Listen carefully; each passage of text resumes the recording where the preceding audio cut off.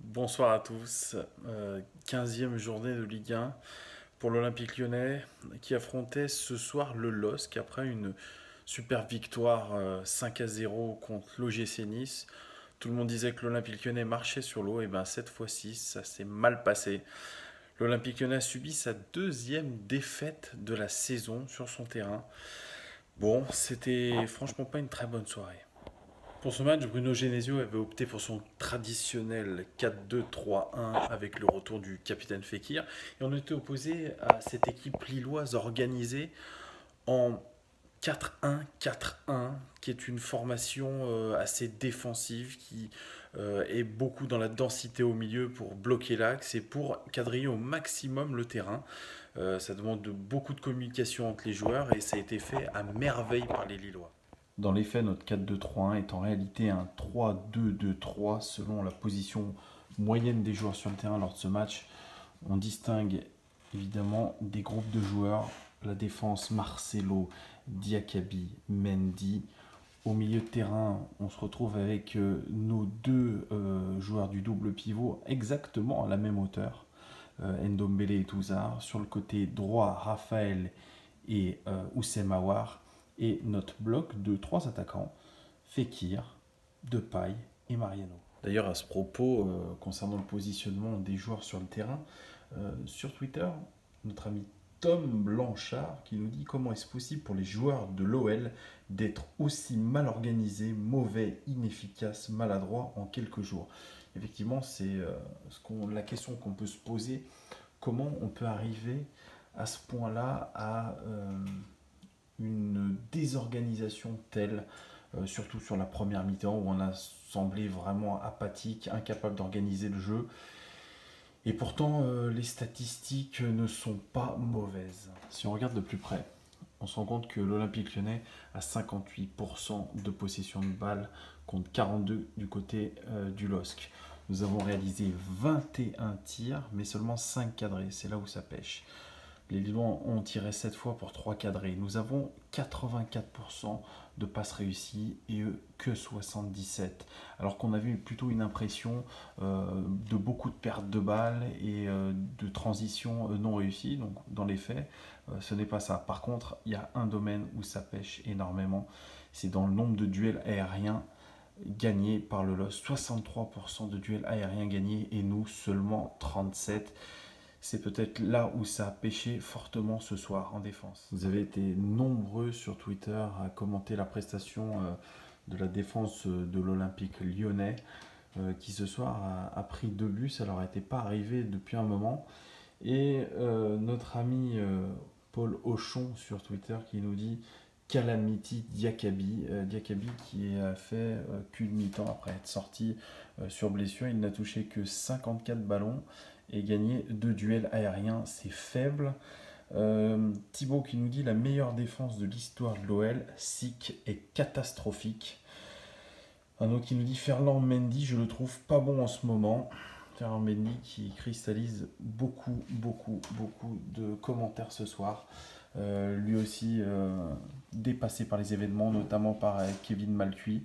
Il est sorti à la mi-temps par Genesio, il a touché seulement 30 ballons. Alors, on a dit qu'il avait fait beaucoup de contrôles ratés, de passes ratées, et pourtant 95% de passes réussies. Et vous me direz, sur 30 ballons, c'est évidemment normal, si je puis dire. D'un autre côté, on a Marcelo, lui, qui reste quand même cette stabilité en défense, 102 ballons joués, c'est le maximum, c'est le record sur ce match, une passe clé, cette fabuleuse ouverture pour Memphis Depay qui se rate complètement, et surtout 2 interceptions, ce qui est un record dans le match.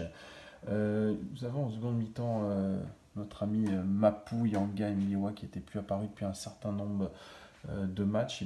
C'est, je crois, son deuxième match joué cette saison. 34 ballons seulement, alors qu'on avait dit que Mendy avait eu 30 ballons, lui il en a eu 34. 96% de passes réussies, c'est un record, mais bon, vous me direz, c'est pas beaucoup de ballons joués vers l'avant, malheureusement.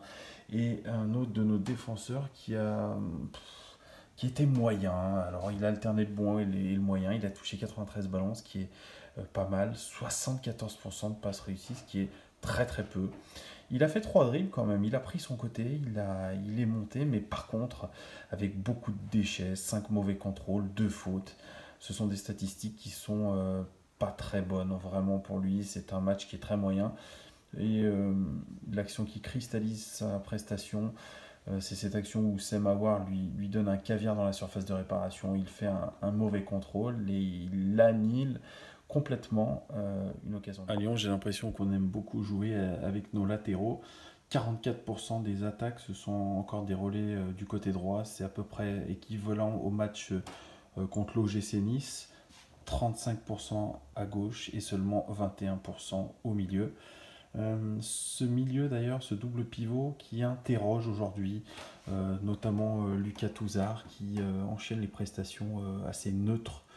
Seulement 54 ballons touchés, 3 duels aériens gagnés. Par contre, c'est un record dans ce match. Très très bon de la tête, notre ami Touzard. Mais bon, ça reste très très neutre, notamment dans le jeu vers l'avant.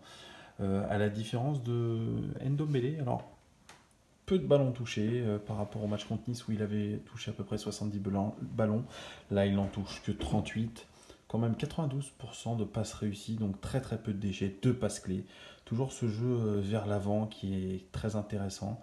Et 2 interceptions pour lui. Et on notera aussi cette fabuleuse passe décisive pour Mariano.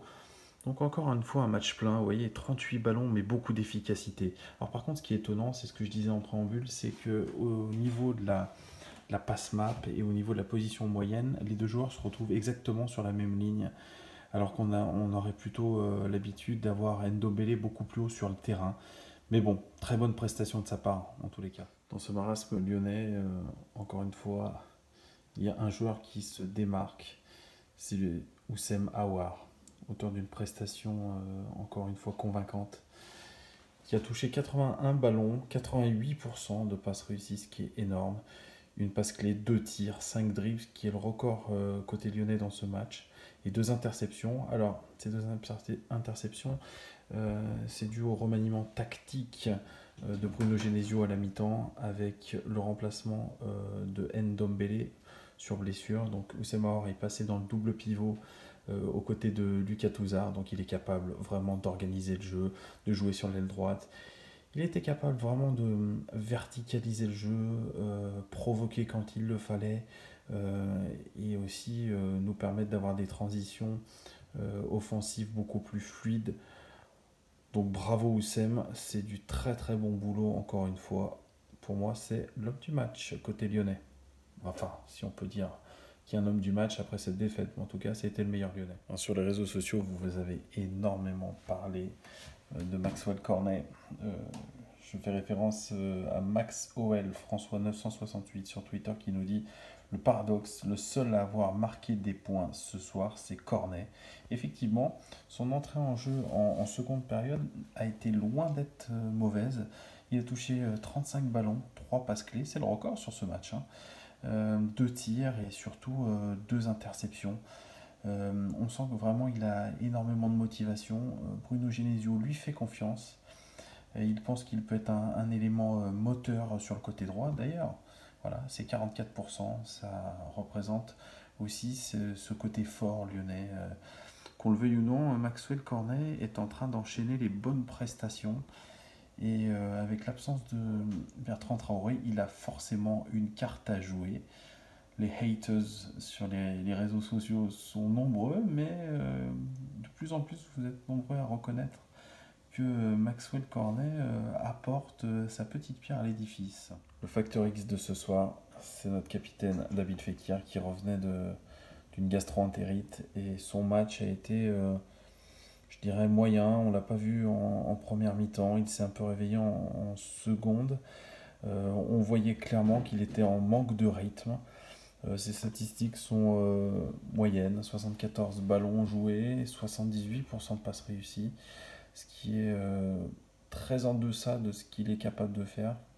Par contre, 2 passes clés, 7 tirs, qui est le record dans ce match côté lyonnais, seulement 3 cadrés, c'est ça qu'on peut regretter.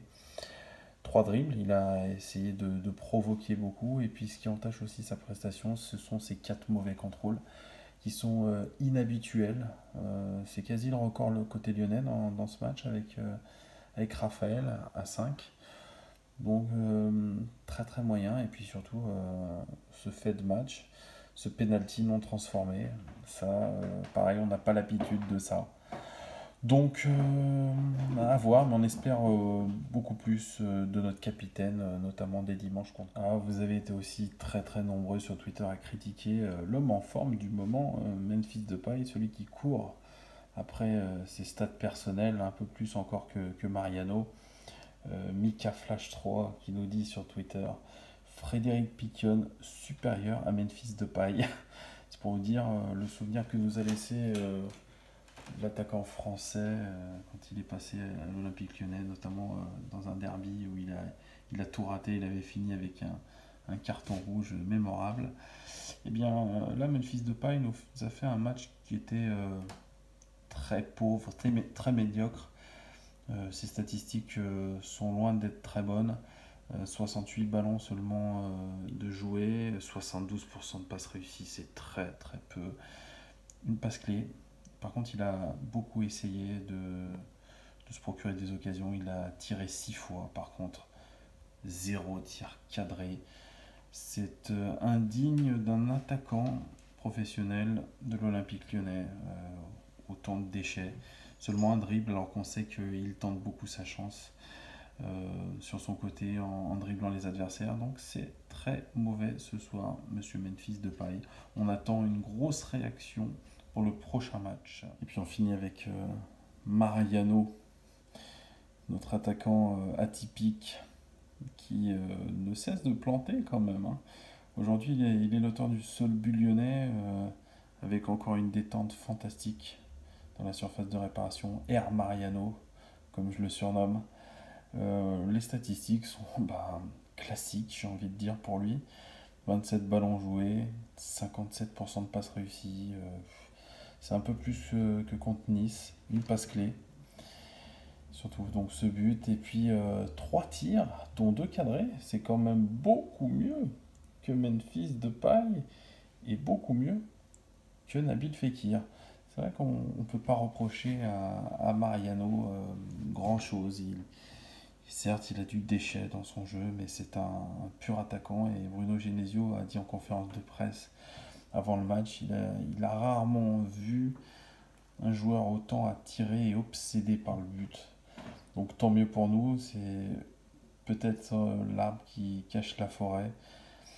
Voilà, mais très très très bonne prestation encore de Mariano. Heureusement qu'il est là, il crée beaucoup d'occasions et puis il marque. Donc tant mieux pour nous que ça continue. On espère contre Caen que ça va être exactement la même chose. Et j'ai un petit commentaire sur Twitter de Smile of Nabil qui nous dit: j'ai toujours dit que face à un pressing, on était paniqué.